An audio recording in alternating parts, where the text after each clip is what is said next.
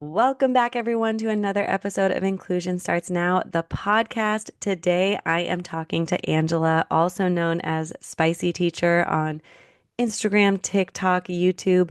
I am so happy I was connected with her because she is just a wealth of knowledge, and you are going to learn so much. This is part two of a two-part series, all talking about the most recent, not most recent, all talking about the executive order that Trump has put through about discipline in schools.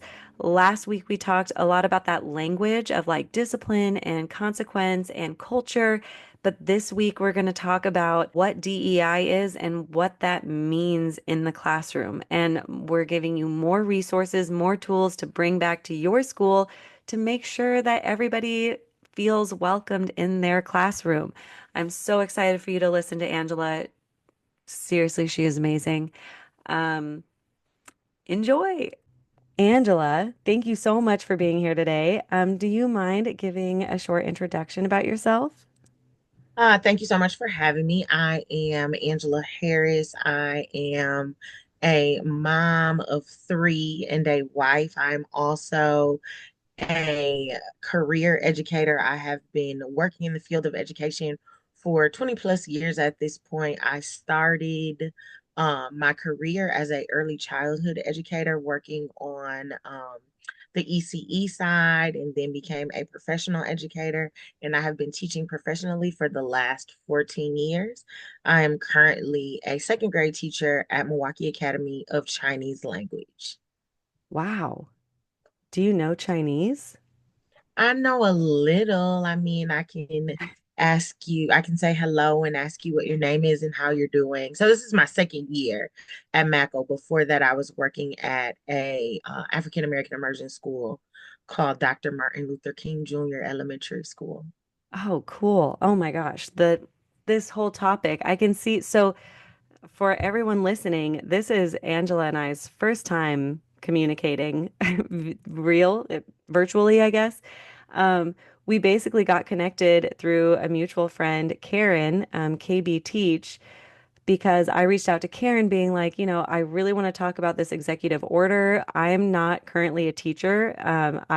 Because my kids are really little, so I'm staying at home and I kind of sub right now and then do my consulting. Um, but I was like, I want to talk to people who are working with the group, these like minority groups, and like why this executive order is hurtful, is like why this is not good for schools and our communities.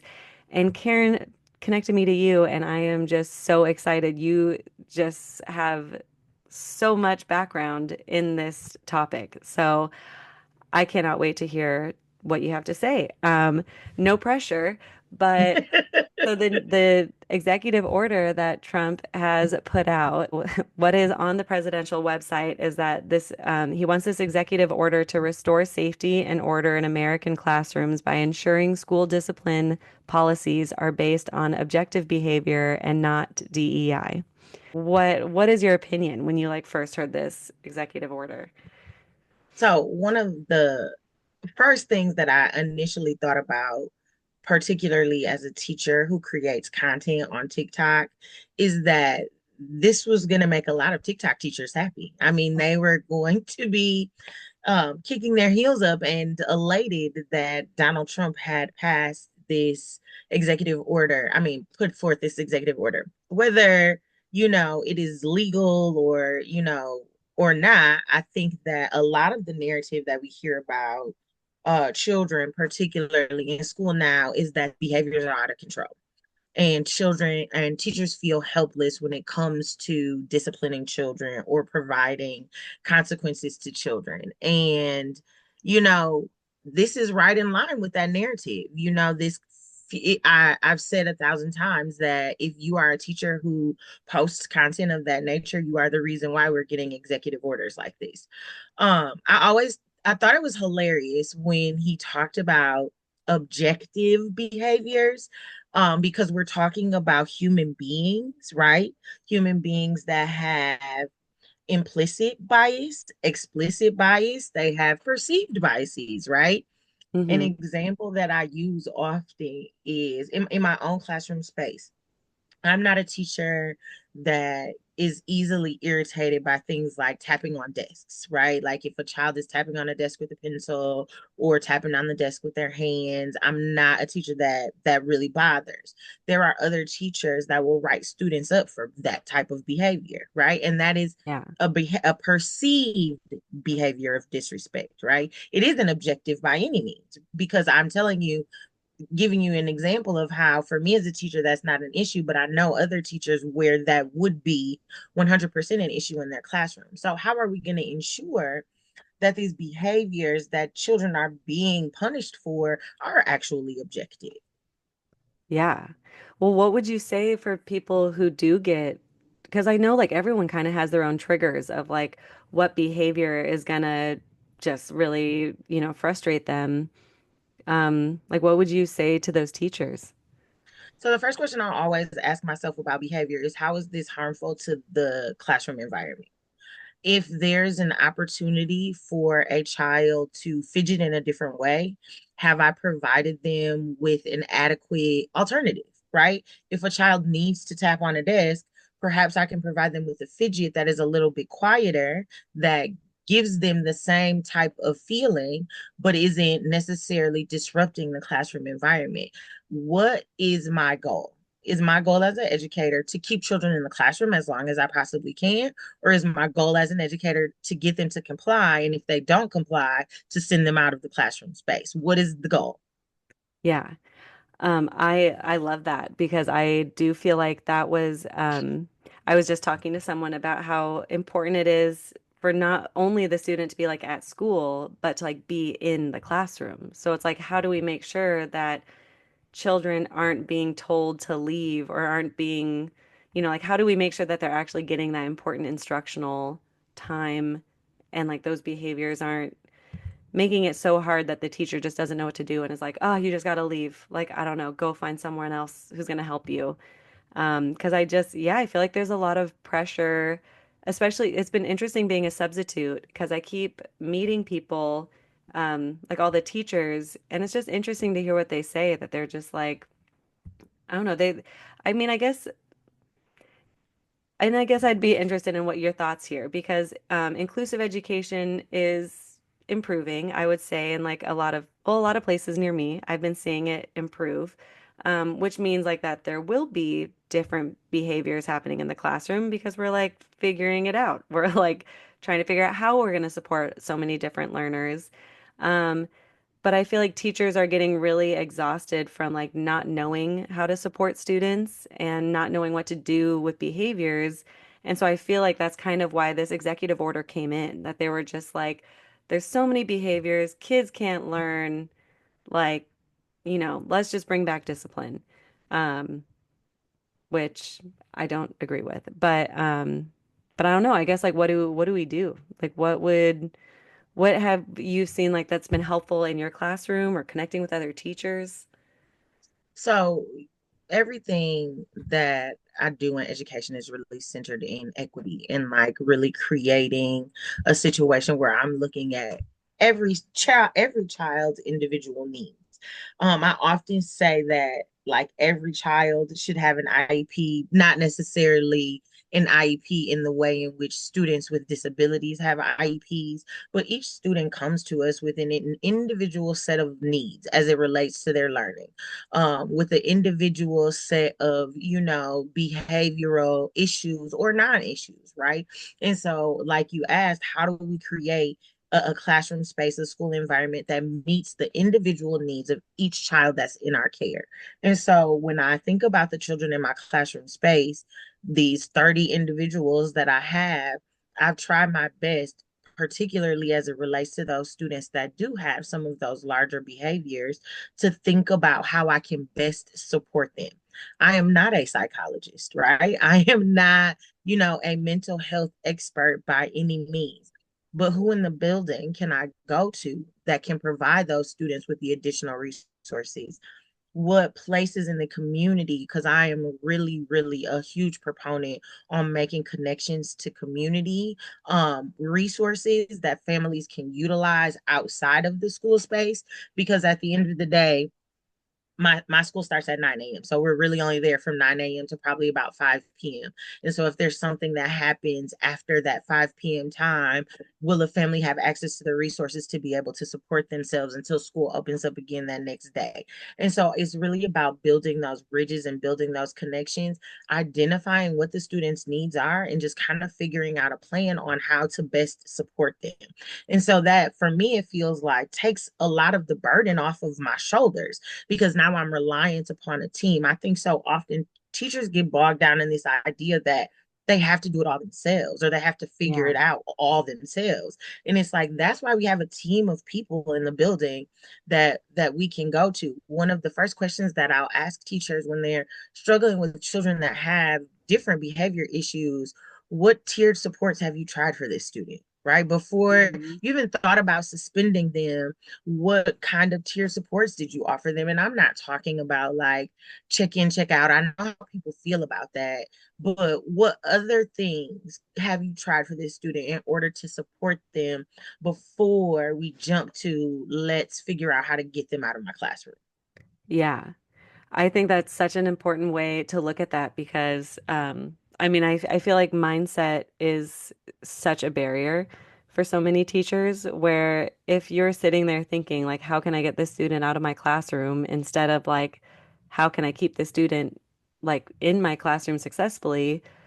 Like how different your brain is going to be working. Like if you're going to be actively trying to keep them there, but you have to like make it genuine, which is what I feel like as an inclusion consultant for like schools and families, that has been really hard because it's like I'm telling people, I'm like, no, you just have to like be friends with everyone. And they're like, well, I'm an introvert, like I don't want to be. And I'm like, well, that's what like communities do. So like you just, go find something that you have in common. Like sometimes I feel like I'm telling people how to be friends with your coworkers.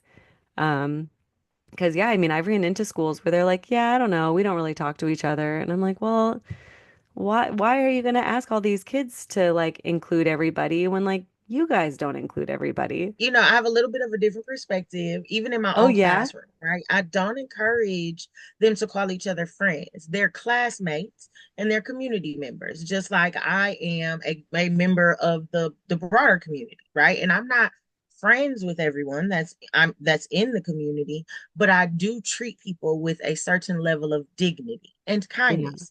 And I think that that is particularly in schools the biggest issue amongst teachers and staff members is that there's a feeling that either you have to be friends or family, and everybody doesn't always like jive with that or feel like that's the way to go, or else you're just kind of like on this island by yourself.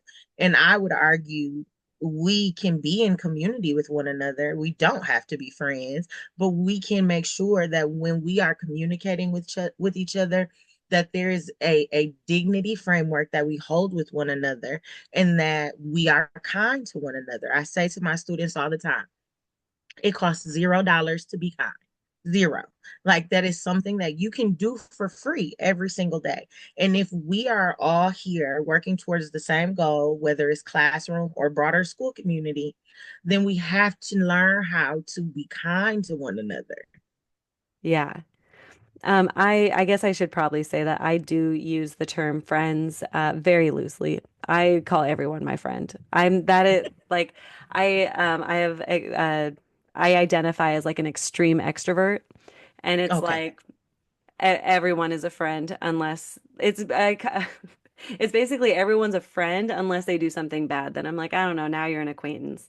So totally, I think what I kept thinking of when you were just explaining was like respect and boundaries and like, that we can, like, you don't have to, be like, yeah, let's hang out after school, but you can still have a conversation and respect each other and like I don't even know if coexist is the right word, but, because I've also thought like when people don't like someone or something, I'm like, we're like there's always going to be someone you don't really like or you don't get along with, but we can still act like human beings and, you know, respectfully like coexist in the same area and not like have fist fights or whatever people do when they don't like each other.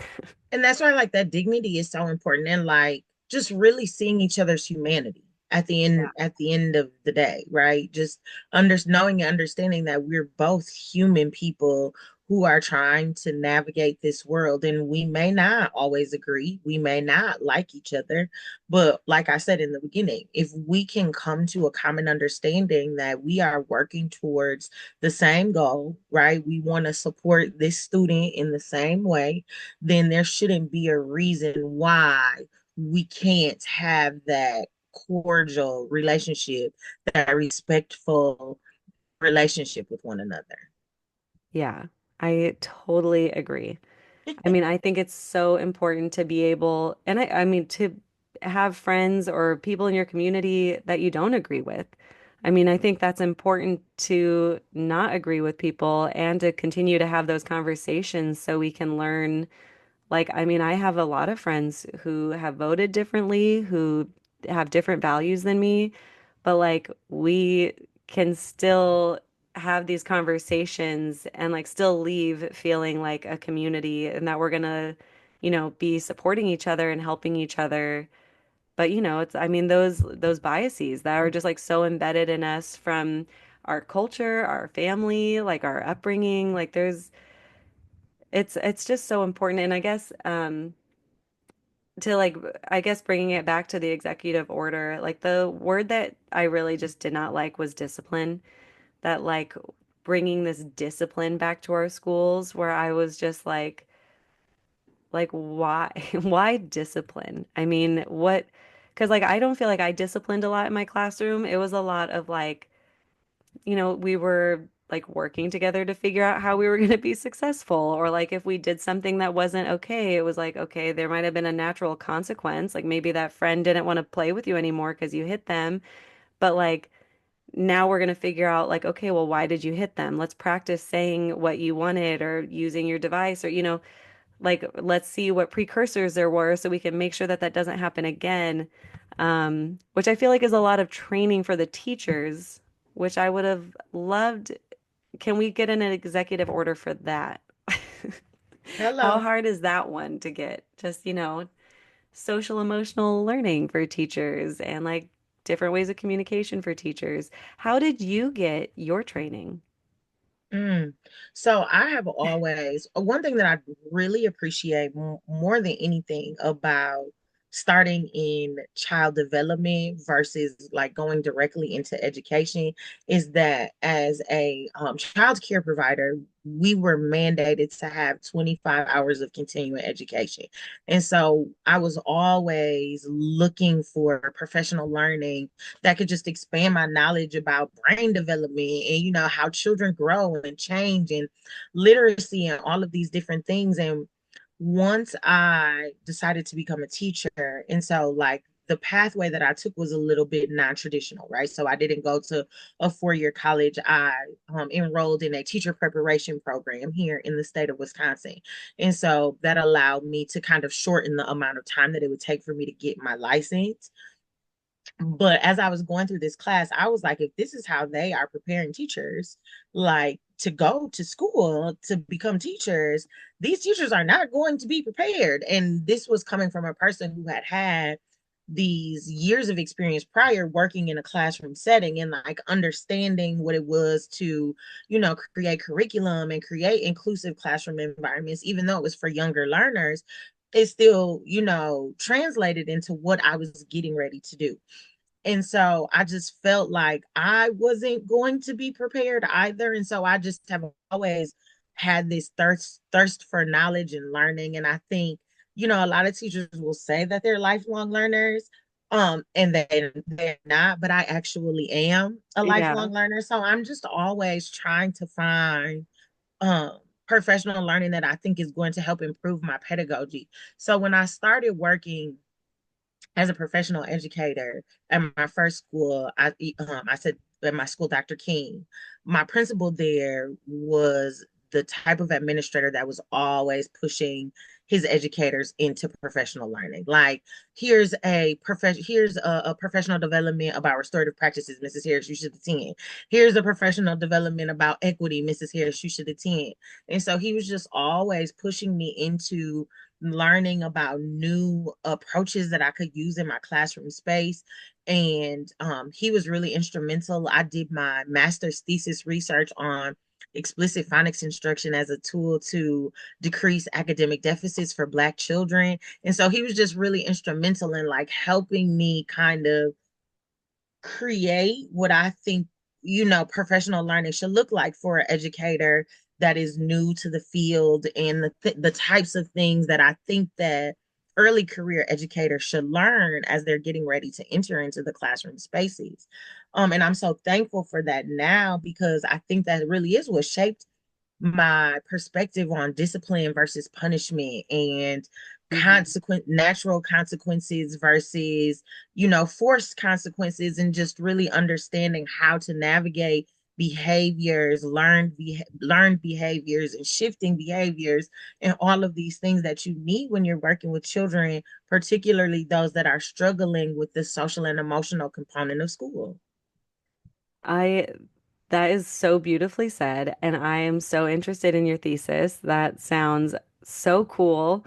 My master's thesis was all about educating people, educating general ed teachers on students with disabilities, I think And was I like what the I title love that was, too. I which love it that was too, fun. because general education teachers will listen. General education teachers and special education students, that's just something that needs to be researched very deeply, because so many teachers feel like they are the special education teacher's responsibility. And it's very tough in a district like mine, where we have moved away from exclusion in our we have a full push-in model now. Like, all special education teachers, outside of those that have like extreme needs, are inclusive in the classroom. And so there's a lot of challenges that happen between general education and special education teachers. Yeah. Well, I'm interested if we will get to see the change kind of in our lifetimes. I'm really hoping we get to, but because like I do feel like there are general ed teachers who like want inclusion to work, or like want to expand their role as the teacher. But it's like that they genuinely haven't learned about it. Like in their teaching courses, they had like one class on disabilities, and that's not enough at all. That's such a small, like an intro to disabilities course for a general Yes. ed teacher is giving you nothing. Yep. Um, and so, I mean, and I guess that's why, because I was, of course, special ed teacher. I had an emergency teaching credential, like my first year or two teaching, like I was still in grad school. And it was really, I mean, I was so lucky with the first school that I was at, because they were just so for inclusive practices. And they were like, yeah, bring your kids in. Yeah, we'll figure it out. Like, which was just so amazing. I quickly learned that is not the case at every school. Um, but I digress. I love this social scientist. His name is Adam Grant. He has a bunch of different titles, but he talks about, like, in one of his books, Think Again, where people should constantly be rethinking. Oh, you're talking about forever learners, because he was saying that people should always be rethinking like their goals, their plans. Like, you should not have a 10-year goal and then like never rethink how you're going to get there, or maybe like change the plan, maybe make it a little harder. Like, that you should always be rethinking like your values, your goals, what you're doing, whatever. And he said in this interview, like, people will ask him like, or people will tell him like, well, I'm really good at rethinking, but no one else in my job is. Like, how do I make them better at it? And usually he's like, well, if you don't think anyone else is and it's only you, like usually you're not doing it enough either. Like, it was kind of this like you can't really win, because it's like you just have to, like, you can't think that someone's not doing it as well. Oh my gosh. I don't know if this is coming off the way that I am trying to get it to come off, but I feel like people, especially teachers, are always like, yes, we're forever learners, but to like actively search to make yourself like rethink things and like change your teaching patterns because people just get stuck in their ways. I feel like I've seen teachers who teach for 10, 20 years and they're like, this is how I've always done it. It works and I'm going to keep it this way. And it's like, what? No, kids are changing, jobs after schools are changing. Like, we also need to be changing constantly. Um, and learning is that is how you do it. And I love that you had an admin who was like so focused on that for you. I mean, that is like huge. I think, part of what you said about Donald Trump's executive order around discipline is this whole idea of let's go back, right? Let's go back to when you could actually discipline students. But when we think about the students from even 10 years ago, right?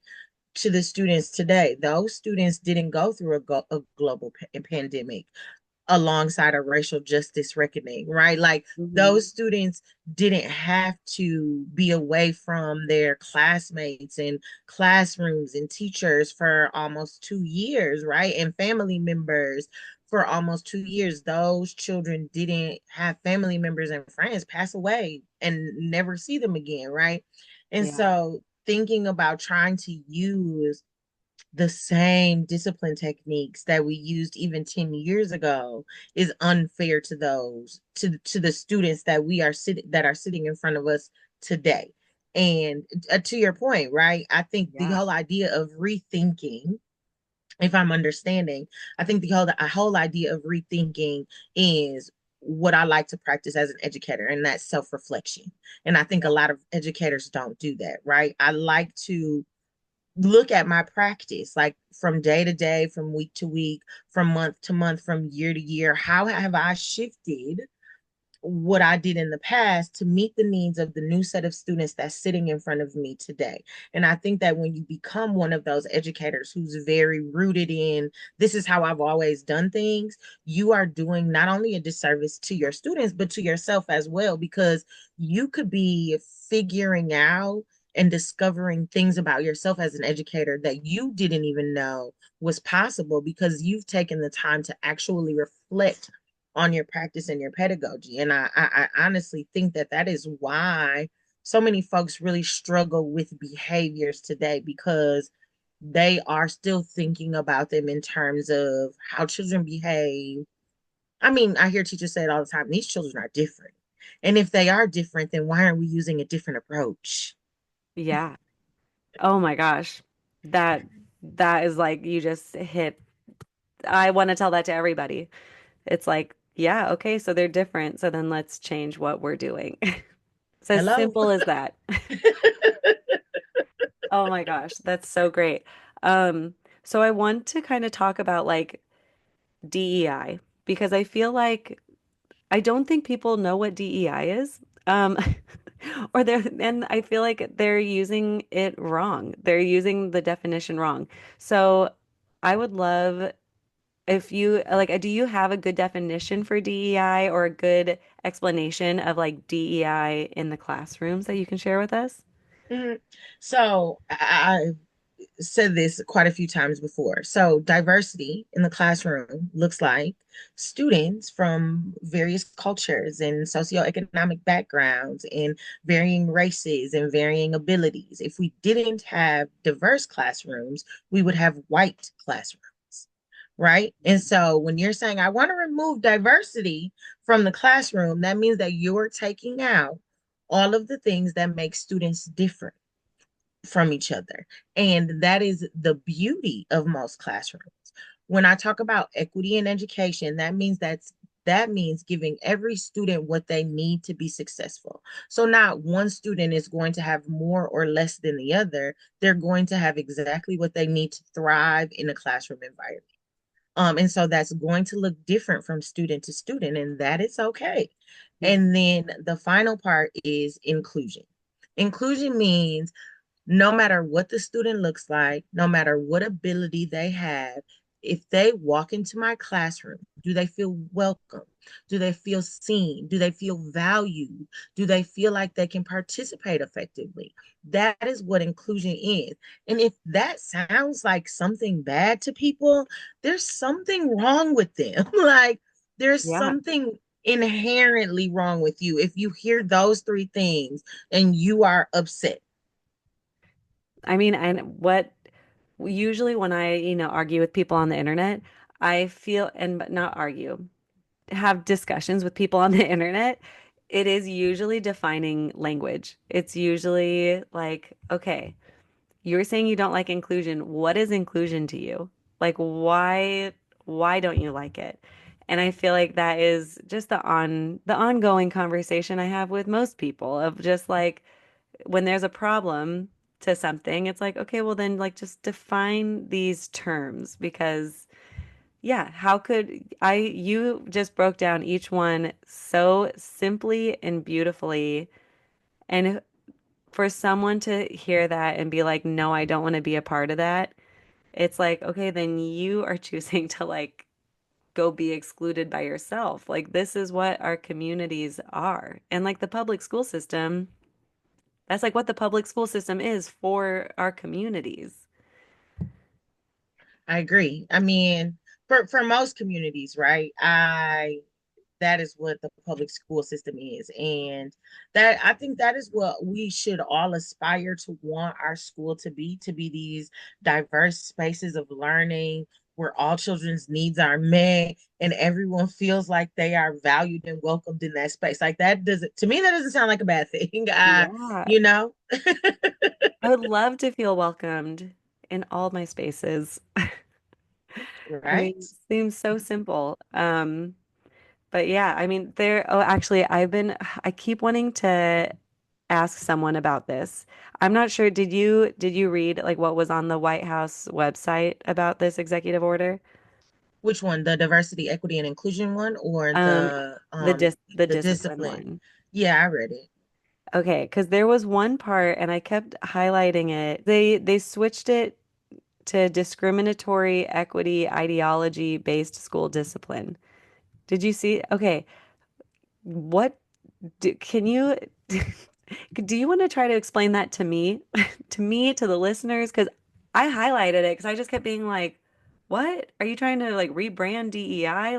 It was weird. So, So one of the things alongside this bill that happened was the silent dismantling of the Office of Civil Rights.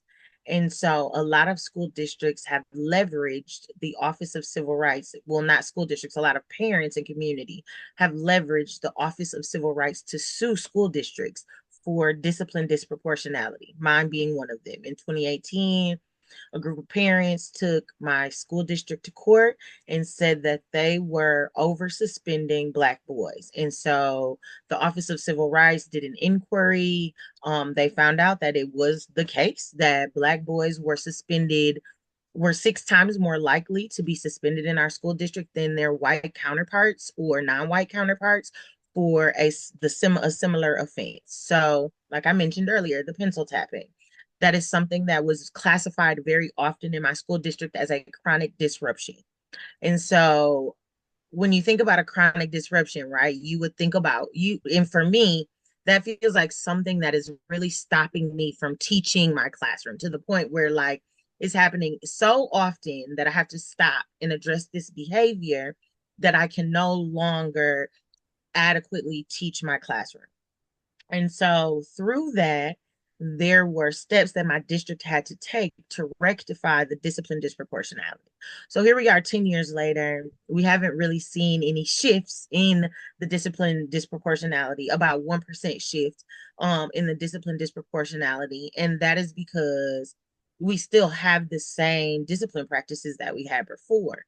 And so now with this executive order, it allows if my district wanted to be like, we are no longer going to address discipline disproportionality. That's not a thing, right? Black boys and white boys are not treated differently in terms of discipline. Again, that word objective, it is an objective behavior that we are using to dole out this punishment for whatever the infraction is.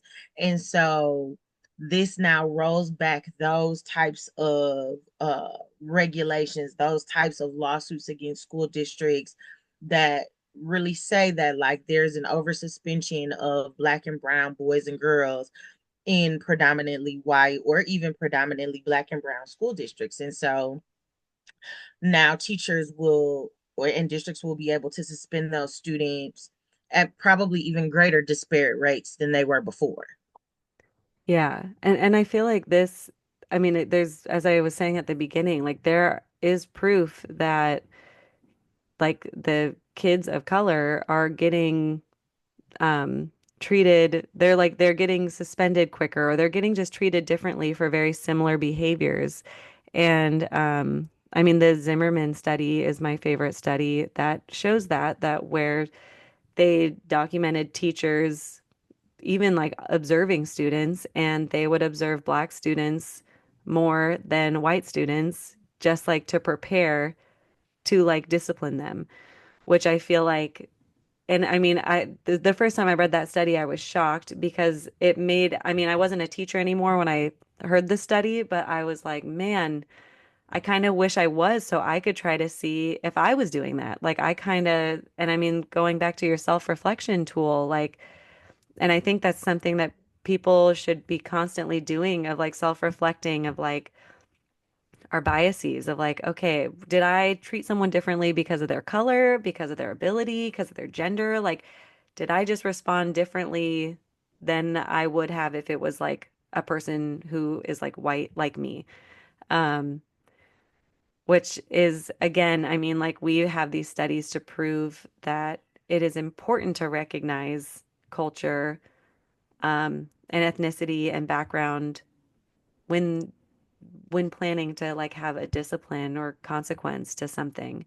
Um, do you, not to put you on the spot, but do you know of any other studies that talk about this? Because Zimmerman, No, I use that Zimmerman study very often. I hope that there are more that eventually come out. There's a scenario from that study that I use in an equity training that I do where it talks about I think maybe it is a first or second grade teacher who is allowing the students to answer questions on the carpet, and several black students like shout out the answer, and so she sends them to the back of the room. And they're no longer allowed to participate in the questions, and the white children are still sitting on the carpet. Some of them are also shouting out, but she allows them to remain. And so it's not even this idea of like discipline, but even also uh how do we provide instruction to our students in a way that then could lead to potential behavioral issues, right? Because now you have excluded me from the learning environment and the learning experience. Now I'm in the back of the room where I have a potential to get into some trouble because now I'm not even engaged in the learning anymore. And so how do we not only as teachers look for ways to disparately punish students, but how also during the time that we're providing instruction, are we also doing that same thing? yeah. I mean, and how much like the other kids see that, and like how, I mean, I just think of like the students who are like internalizing that themselves, to then other kids observing it happening, to the teacher kind of reinforcing, like it just, it's like so multi-layered um problem to then take DEI, like recognizing DEI in schools and communities. And I think I would just say this: diversity, equity, and inclusion in schools has been used in a way to address some of these things that we're talking about. Teachers' implicit biases, right? There are school districts that have, encouraged teachers or mandated teachers to attend professional learning that is rooted in equity and understanding biases and, understanding racism and white supremacy and how these things show up in our school districts. And I honestly think that that is what President Trump and the folks that are behind executive orders like this are afraid of. Because when we start to unpack some of the structural and systemic racism that exists within our country, that makes people begin to think a little bit more critically about these systems that we are educating our children in, right? That we live in. And so then folks like the Donald Trumps of the world and the wealthiest 1% have a more difficult time. Yeah. I feel like very quickly people will be like, I'm not racist, I'm, whatever. And it's like, it's not if you're racist or not. It's kind of like how much of that, like, like how much implicit bias do you have that you just like might not even recognize. And I just feel like it's something that just needs to be talked about more and taught more. And I do think people in power don't want a lot of people critically thinking and like gaining more knowledge because then we're going to start questioning things and we're going to start saying no to things and which is also not good. Uh but yeah, I feel like I can listen to you talk forever about this because I just it's so important. Are there any like online resources or like tools that you feel like a teacher or a parent could like pick up right now and it would be like a good place to start? So there's two things that I can recommend almost immediately. So there is an article that I share often. It is called Unpacking the Invisible Knapsack. It is by Peggy McIntosh. It was written in, I believe, like 1991. It is a super old article, but it is so relevant today. And it is particularly relevant to white educators, white folks in general. And then also, if you have not taken the Harvard implicit bias study, like there are, I don't even know how many categories they have at this point, but some Harvard students created a part of their doctoral thesis was an implicit bias survey that you can take. And there are it's race based, gender based, political, religious. And so I have had teachers take this during trainings and they are floored when they get the results because people do not believe that they have implicit bias. Hmm. And I honestly will say, I have said time and time again that it isn't not it isn't always a race thing. There's gender biases, there's socioeconomic biases that exist, and so there are all sorts of biases that you could be bringing into the classroom space that you're not even aware of. A story that I share from time to time is as I was learning and growing and unpacking internalized white supremacy, I can remember a time going into my own communities and feeling unsafe, feeling like I had to lock my doors or clutch my purse a little bit tighter, not realizing that that was implicit bias that had been embedded into my brain over time, Yeah. in based upon the society that we live in. And so, like, those are two resources that I can say, just like for me, even really began to shift my way of thinking. And then the last thing that I'll share is Ibram X. Kendi in his book, How to Be Anti Racist. He talks about racism as a spectrum, right? And that you are not non-racist or anti-racist. You're either not racist or racist, right? And there's no in between. And some of us, and I mean all of us are somewhere on that spectrum. Yeah. And so we have to do the work of unpacking that. All of us, right? It shows up different for marginalized folks than it does for white folks, but it exists for all of us.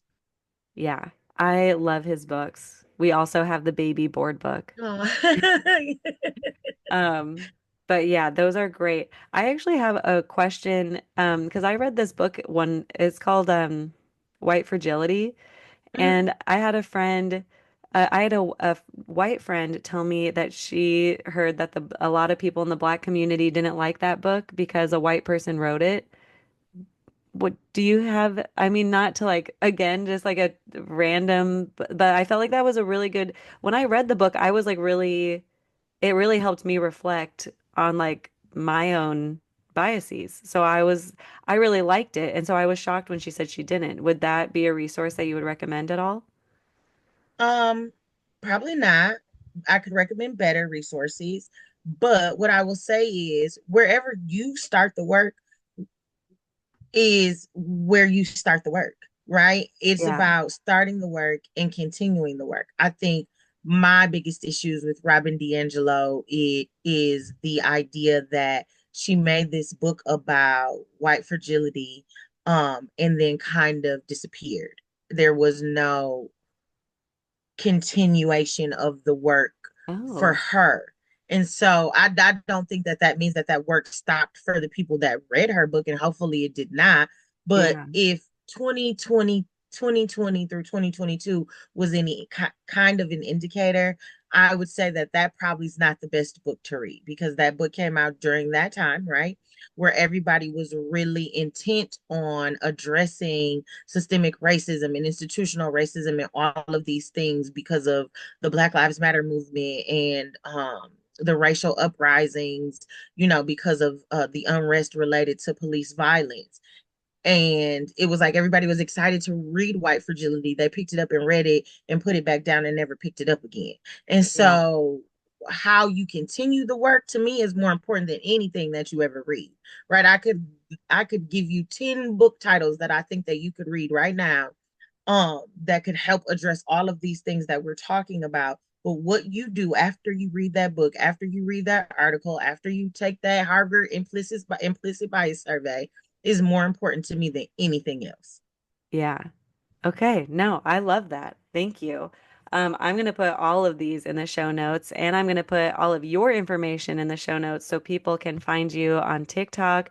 Are you on other things too? Are you on Instagram or YouTube or I am, YouTube is a tricky beast, but I am there. I it am is? spicy teacher. I am spicy teacher on all things TikTok, Instagram, YouTube, and Facebook. Awesome. Okay, I will tag you on this. And I meant to ask you this before. So I usually end my podcast episodes with a tarot card reading, a Mystic Cats tarot card reading. Are you okay with that? Sure. Can I pull a card too? Yeah, what do you like? You have tarot cards next to you? Stop it. These these are Oh, called the Alchemist. oh my gosh. Okay, so then I'm gonna look really bad because I'm not very good at this. I have to read my Oh. little book. Gosh, I'm so excited. This has never happened before Oh, oh my gosh, cards popping out everywhere. because they're so excited too.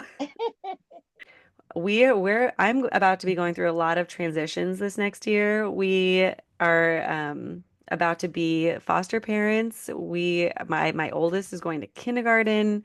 Oh, We are we got a lot. We got a lot happening with kids and education, and I'm feeling pretty confident about it. But I also know I'm having a lot of anxiety dreams. So I would definitely love to just know like even just like these next like 6 months. Like I want to know what these big transitions are going to feel like.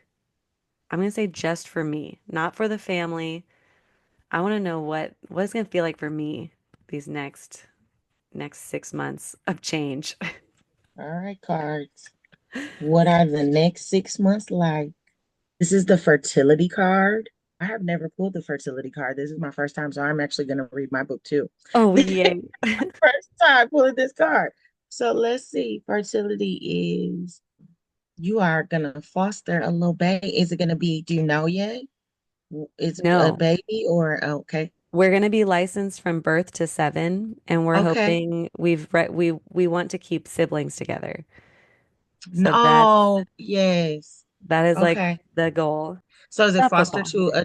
foster to adopt or just fostered? I mean, yes, foster to adopt, but we're very like want an open adoption if that's like what's best for everybody. Like we're very for family reunification, but we also understand that there are kids who like already their bio parents have like don't have they've already like lost parental rights, which I'm sure you can tell after our whole conversation, I believe that like all parents are good parents and there are barriers and things that come in between them being able to provide a safe environment for their kids. So we want to be, a part of that, like with their family, and hope that that is what we can do all safely together. So one of the things that resonated so deeply with me from the Lived Experience Summit was the parents sharing their stories of going through homelessness and drug addiction and all of these things that they had to overcome in order to be able to get their children back.